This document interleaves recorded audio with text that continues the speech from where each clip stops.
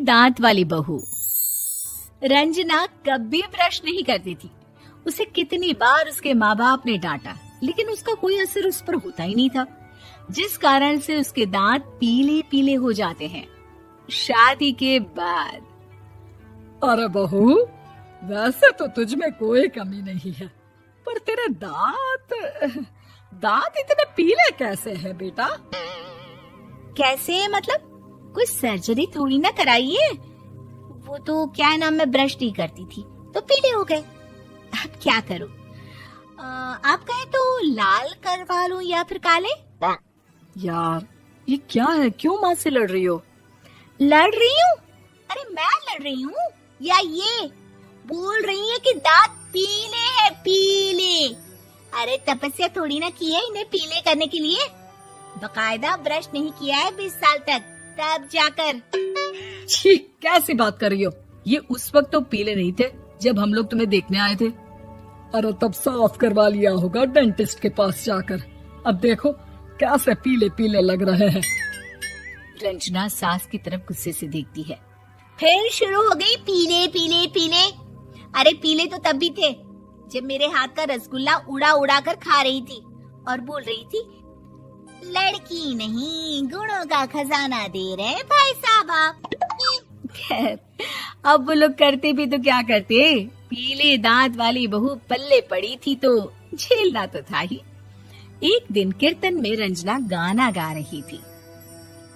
अरे कमला बहन, माँ का द्वार है, यहाँ तो सब शुद्ध होकर आते हैं, फिर अपनी बहू को ब्रश भी नहीं करवाती तुम। दूर से पीले पीले दांत भक्ति में बाधा उत्पन्न कर रहे हैं। अरे कोई 2 साल के बच्चे थोड़ी ना लेकर आई हूँ मैं बहू बनाकर। अच्छी खासी लड़की है, अरे कैसे करवाऊं ब्रश? ये तो उसे खुद करना चाहिए ना।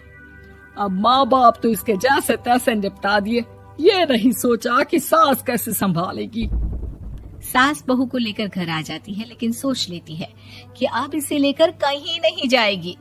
अगले रोज बहू कहती है, अरे क्या हो गया, मंदिर नहीं जाना क्या? कीर्तन का वक्त हो रहा है। मेरी मधुर वाणी से कान्हा जी जागते हैं और सोते हैं। आप तो जानती है ना उनकी भक्ति में कितना मन लगता है मेरा। वो क्या है ना, तबीयत ठीक नहीं लग रही है मेरी, आराम करूंगी मैं। तबीयत ठीक नहीं लग रही? अभी तो मिथुन के गाने पर नाच रही थी आप, और अब बोल रही है कि तबीयत ठीक नहीं लग रही। अरे भक्ति में मन लगा लो सासू माँ, ऊपर जाना है, क्या मुंह दिखाओगी आप? हाँ? सास को बहू की बात पर गुस्सा आ जाता है। मैं क्या मुंह दिखाऊंगी, इसकी चिंता तो ना कर, समझी? अपने मुंह की चिंता कर, जो ये पीले पीले दांत लेकर हर जगह पहुंच जाती है। पता है लोग कितना मजाक बनाते हैं। ना जी ना, मैं नहीं जाना कहीं तेरे साथ। तो ये बात है। कोई ना, मत जाओ, मैं अपने कमरे में ही बैठकर भक्ति कर लूंगी। ऊपर वाला दांत थोड़ी ना देखता है, मन देखता है, भावना देखता है। और अरे बस बस, तू सब कुछ दिखा, बस ये सफेद चमकदार दांत ना दिखाना किसी को, है? जा यहाँ से। बहू को सास की बात का कोई फर्क नहीं पड़ता, वो तो जैसी थी वैसी ही रह जाती है। सुबह नहाकर किचन में खाना बनाना, फिर खाना खाना, कीर्तन भजन करना और सो जाना। एक दिन, माँ जी मैं सहेली के घर जा रही हूँ, शाम को लेट आऊंगी। हाँ, तो जाना, मैंने कौन सा तेरी आरती करनी है घर पर बैठकर। रंजना सहेली के घर जाती है, जहाँ वो पार्टी में जाने की तैयारी कर रही होती है। अरे शिखा, कहाँ जाने की तैयारी कर रही है? मैं गलत वक्त पर आ गई क्या? अरे नहीं यार, उल्टा सही वक्त पर आई है। मैंने ये साड़ी और ज्वेलरी निकाली है यार, शाम को इनके ऑफिस की एक पार्टी में जाना है। बताना कैसा लग रहा है ये सब? नहीं यार, इस ड्रेस के साथ तो वो वाली ज्वेलरी अच्छी लगेगी। हाँ, सही बोल रही है, मैंने ध्यान ही नहीं दिया। वैसे तो हमेशा से मस्त फैशन सेंस रखती है। तो बड़ा जाती होगी ना पति के साथ पार्टी में। रंजना कुछ नहीं बोलती, बस सोचती है कि यार काश ये बात सही हो जाती, पर मैं क्यों नहीं जाती पार्टी में? क्या इन लोगों की कोई पार्टी होती नहीं होगी? रंजना घर आती है और रात में पति से सवाल करती है, एक बात बताइए, आप मुझे किसी पार्टी में क्यों नहीं ले जाते? क्या आपके यहाँ ऑफिस में पार्टी नहीं होती? पति बेचारा क्या कहता कि दांत पीले हैं तुम्हारे इसलिए। अरे कोई पार्टी होती नहीं हम लोगों के ऑफिस में, तो कहाँ से लेकर जाऊं? और मार्केट, मॉल, कहीं वीकेंड घूमना, कहीं तो। अरे यार, सारे हफ्ते में एक छुट्टी मिलती है, तो सोचता हूँ कि आराम ही कर लूं। क्यों? रंजना मन मार के रह जाती है। पहले कभी सास के साथ मंदिर जाया करती थी, लेकिन वो भी सास ने ले जाना बंद कर दिया। घर बैठी बैठी रंजना बोर हो जाती है। तभी उसे आइडिया आता है और वो मायके जाने का सोचती है।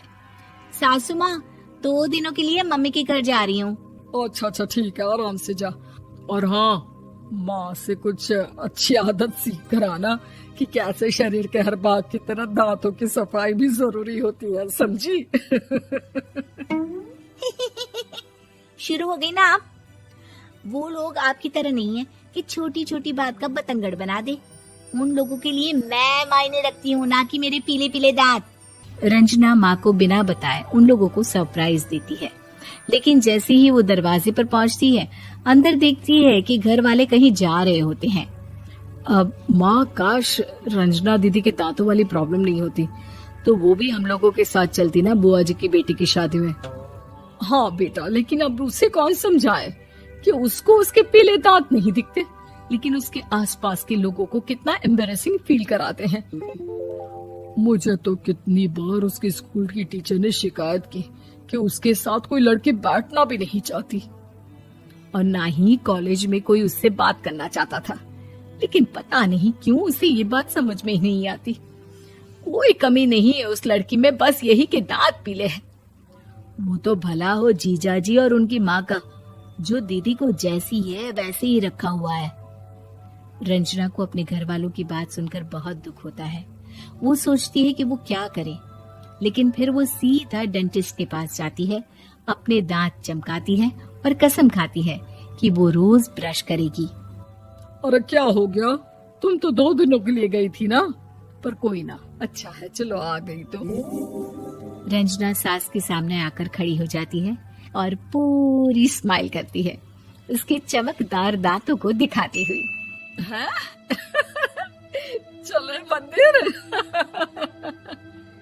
माँ, मुझे माफ कर दीजिए, मैंने आप लोगों को बहुत एम्बैरेसिंग फील करवाया। मैं आज से रोज ब्रश करूंगी।